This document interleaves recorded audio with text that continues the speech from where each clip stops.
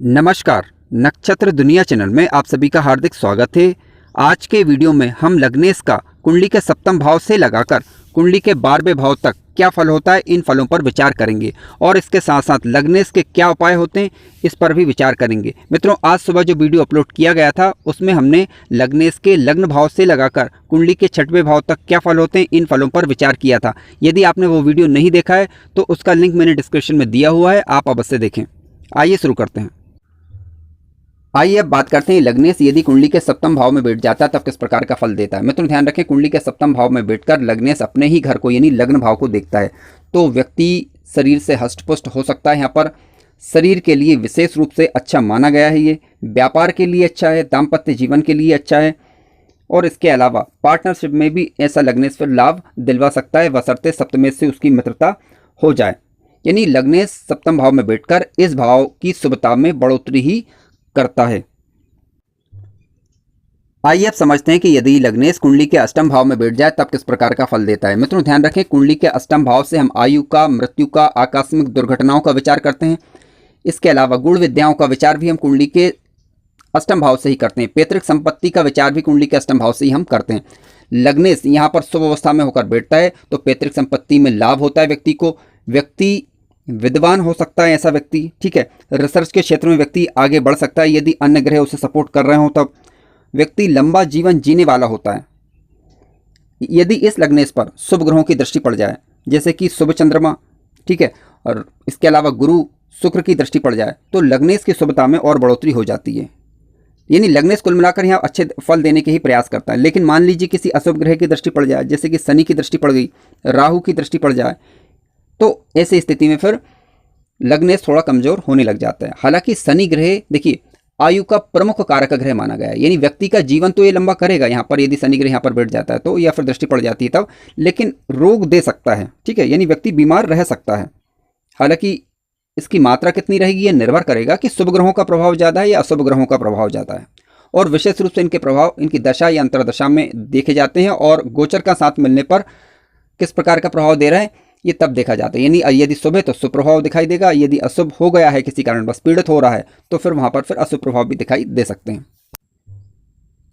आइए अब बात करते हैं कि लग्नेश यदि कुंडली के 90 भाव में आकर बैठता है तो किस प्रकार के फल देता है। मित्रों, कुंडली के 90 भाव से हम भाग्य का विचार, पिता का विचार करते हैं, धर्म का विचार करते हैं। जब लग्नेश कुंडली के 90 भाव में आकर बैठता है तो व्यक्ति को मुख्य रूप से ये धार्मिक बनाने का कार्य करता है। व्यक्ति ईश्वर में आस्था रखने वाला होगा, विनम्र होगा और यात्राएं करने वाला होगा। यदि लग्नेश की नवमेश से मित्रता हो जाए तो काफ़ी अच्छे और श्रेष्ठ रिजल्ट देखने को मिलते हैं। मित्रों, आइए अब विचार करते हैं कि यदि लग्नेश कुंडली के 10वें भाव में आकर बैठ जाता है तब किस प्रकार का फल देता है। देखिए, कुंडली के 10वें भाव से हम कर्म का विचार करते हैं, मुख्य रूप से व्यापार का विचार कुंडली के 10वें भाव से किया जाता है। हालांकि व्यापार का विचार कुंडली के 7वें भाव से भी करते हैं, कुंडली के 10वें भाव से भी हम करते हैं। यानी कुल मिलाकर हमारा कार्य क्षेत्र, इसका विचार कुंडली के 10वें भाव से किया जाता है। लग्नेश जब यहाँ पर आकर बैठता है तो व्यक्ति अपनी स्वयं की मेहनत से धन का अर्जन करता है। माता पिता का कहने मानने वाला ऐसा व्यक्ति होता है। सरकारी क्षेत्रों से ऐसे व्यक्ति को लाभ होता है। इसके अलावा व्यक्ति अपने कार्य के बलबूते भूमि, भवन, वाहन सभी चीज़ें खरीदता भी है और उनका उपयोग भी करता है। लेकिन यदि यह लग्नेश पीड़ित हो जाए तो इन बातों में कमी देखने को मिलती है। आइए अब बात करते हैं लग्नेश यदि कुंडली के एकादश भाव यानी लाभ भाव में आकर बैठता है तब किस प्रकार का फल देता है। मित्रों, कोई भी ग्रह हो यदि कुंडली के 11वें भाव में आकर बैठता है, चाहे वह शुभ ग्रह हो चाहे वह अशुभ ग्रह हो, 11वां भाव एक ऐसा भाव है जहां पर हर ग्रह लगभग अच्छा फल देता है।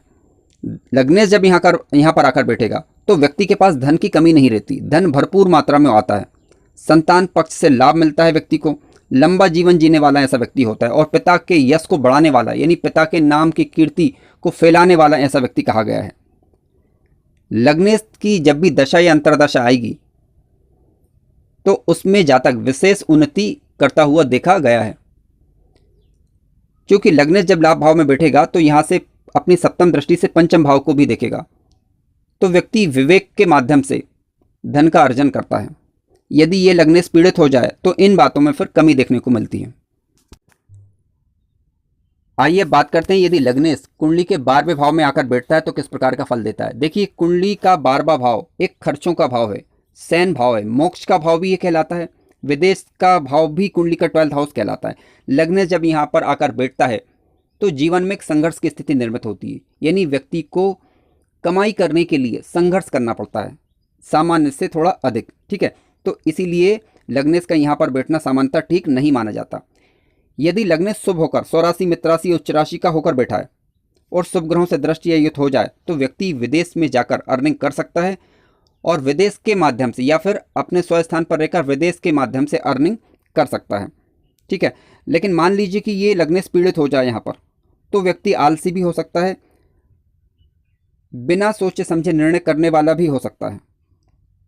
तो हमें यह देखना होगा कि कुंडली का 12th भाव यदि अच्छा है तो विदेश के माध्यम से अर्निंग की जा सकती है। इसके अलावा मोक्ष का भाव भी है, व्यक्ति की धर्म कर्म में रुचि रहती है। हालांकि लग्नेश जब यहाँ पर आकर बैठेगा तो इस भाव को वो ठीक करने का प्रयास करेगा, यानी अच्छा करने का प्रयास करेगा, जिसके कारण ऊर्जा का क्षय होता है और लग्नेश थोड़ा सा कमजोर होता है। इस स्थिति पर हम लग्नेश के इष्ट की उपासना करके लग्नेश को बल दे सकते हैं ताकि हम उसका अच्छा प्रभाव ले सकें। मित्रों, सामान्यतः त्रिक भावों में बैठना यानी कुंडली के 6वें भाव, 8वें भाव और 12वें भाव में लग्नेश का बैठना शुभ नहीं माना जाता, क्योंकि ये बुरे भाव माने गए हैं। कह सकते हैं कि बुरी बातों का ज़्यादातर विचार हम इन भावों से करते हैं, क्योंकि 6वें भाव से हम रोग का, ऋण का, शत्रुओं का विचार करते हैं और 8वें भाव से हम जीवन का, मृत्यु का, आकस्मिक दुर्घटनाओं का विचार करते हैं। और 12th हाउस की बात करें तो यहाँ से हम खर्चों का विचार मुख्य रूप से करते हैं, यानी कानूनी मामलों का विचार करते हैं। इसके अलावा जेल यात्राओं का विचार करते हैं, अस्पताल का विचार हम यहाँ से करते हैं। लेकिन लग्नेश जब यहाँ बैठता है तो इन भावों को ठीक करने लग जाता है। ठीक है, यानी कुल मिलाकर लग्नेश जब बैठेगा तो इन भावों को वो ठीक करने का प्रयास करता है, परंतु इस दौरान काफ़ी ऊर्जा का क्षय हो जाता है और इसके कारण लग्नेश कमज़ोर हो जाता है। ठीक है, क्योंकि लग्नेश को मालिक बनाया गया था लग्न भाव का। लग्न भाव का मालिक यदि अलग अलग भावों में जाकर उनका कार्य करने लगेगा तो फिर कुंडली का मुख्य कार्य कौन करेगा। ठीक है, तो इस कारण बस लग्नेश यहाँ पर कमज़ोर हो जाता है जब इन भावों में बैठता है तब। तो इसके लिए आप कुछ उपाय कर सकते हैं, आइए विचार करते हैं।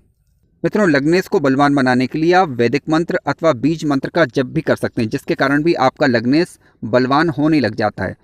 एक बात का ध्यान रखें कि यदि कुंडली में लग्न मजबूत है और लग्नेश मजबूत है तभी हम कुंडली में बन रहे शुभ योगों का लाभ ले सकते हैं, क्योंकि हो सकता है कि आपकी कुंडली में बहुत सारे धन योग हों, बहुत सारे शुभ योग बन रहे हों, लेकिन कई बार आपने देखा होगा कि उनका बेनिफिट जातक को नहीं मिल पाता। ऐसा क्यों?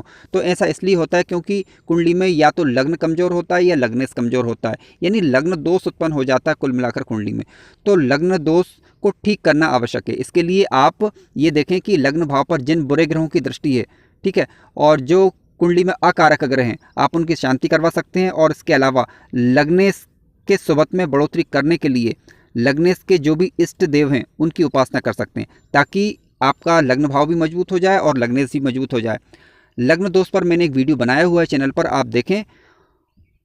वीडियो अच्छा लगा हो तो लाइक ज़रूर करें और चैनल पर नए हो तो सब्सक्राइब भी करें। धन्यवाद।